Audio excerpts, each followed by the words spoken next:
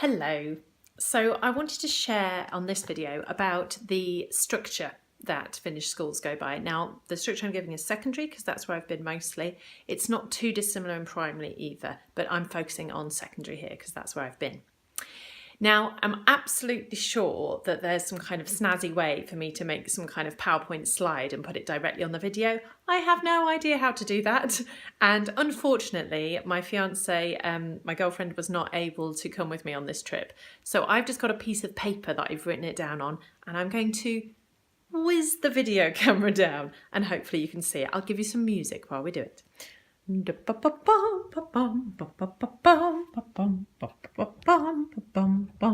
we go, we got there. Okay, so as you can see, just as a first look, it's a very, very different structure to what we're used to in the UK.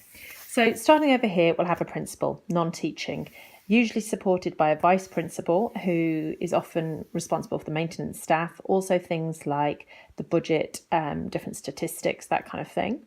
And then we'll also often have a couple of one or two assistant principals who have some teaching in their timetable, and then are more responsible for perhaps a section of the school, for example, upper school, lower school, and they'll deal more with things like students and parent liaison. And this structure that I've given here is probably the amount we're looking for say, a school of 1,000, roughly. So then the incredible thing is, straight from this top management, we go directly down to teaching staff, all teaching staff and all support staff. Now, I've written support staff, but I'm actually not quite happy with that word etymologically because it suggests that they're supporting them in some way. But actually, in Finland, these roles are completely equal, as you'll find out in a bit. So over in teaching staff, the different types of teaching staff we'll have are the SEN teachers, and I'm sure you've heard me chat about those in previous videos. They have to have the same 5 years qualification as a subject teacher, and they have to be qualified up to master's level. There is one for every 200 students in Finland legally, and actually they get paid a little bit more than the subject teachers. And then often over here, the TAs usually liaise with the SEN in terms of their distribution of where they should work, and then they'll often go into different classes or take different students out over here. And then over into the support staff. So this includes the psychiatrists, the social workers, the youth workers or resource teachers, nurse, the counsellor.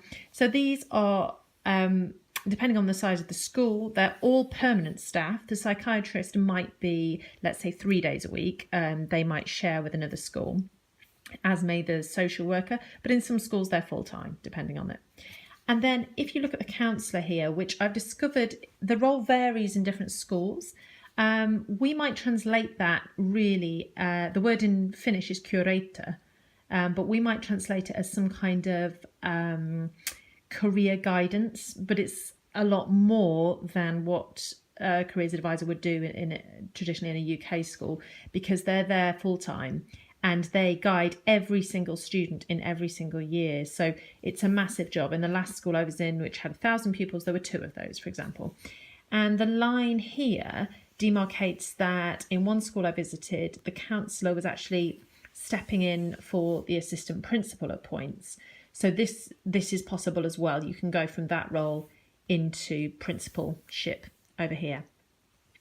So in terms of training, let's say, we've got all these roles here can step up to this role, and it's a 6-month training for any of the principal roles. It's 6 months and it goes alongside your teaching duties, so it's kind of weekend lectures, that kind of thing. And for example, there was a member of staff who was teaching. She wanted to become a principal, so she applied and the school said, yes, that's fine, we want you, go and do this training. And actually the school paid for that training anyway. And finally, wages. So all teaching staff here are on around 40 to 50 euros, 1,000 euros per year. That's before tax. Obviously their tax is slightly higher over here, but that is obviously considerably more than in the UK for an average teaching member. Whereas the principal is only on around 50 to 60,000 a year themselves before tax. It depends on what part of the country you are. So really the monetary difference between these two roles is very, very small. Now, I'm sure as you look at this that you are seeing what I'm seeing if you're used to the UK system. Where is all the middle management? How does it all function? Where's your head of department? Where's your assistant head of department? Where's your head of Key Stage 4 in your apartment and your head of Key Stage 3 in apartment, etc., etc., etc.? They are just not there. And that really took a while to get my head around. And that's actually why it's taken me a while to create this diagram, because I just couldn't work it out in my head. And I think so far what I'm coming to is that because the staff have way, way, way more autonomy, remember there's only one national assessment at the age of 15, 16. So all those department meetings, I think about it, that I spent doing moderation or data collection, etc. It's not happening. You know, there's no head of departments for any of the subjects.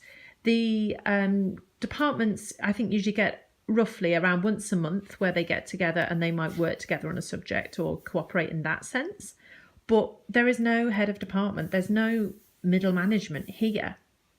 Now, what I see is that because of that, if I'm looking at this in a kind of funding structure, the funding's over here. I mean, just look at these roles. They don't exist in my country.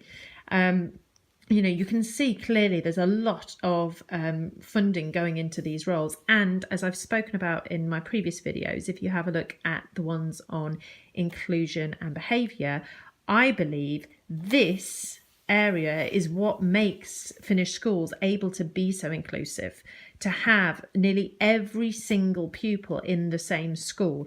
Admittedly, some of the students with more SENs may have special classes sometimes. They're not always with the main teaching classes, but they are within the same schools and they will share some lessons with everybody else.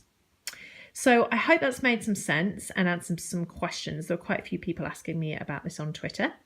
If you have got further questions, do get in contact with me. Please do subscribe to the blog and then you'll get all the latest things on there. And let me know if you're interested in learning more when I return and warm up a bit. Okay, so great camera skills again. Thank you very much for watching and I shall see you again soon. Bye bye.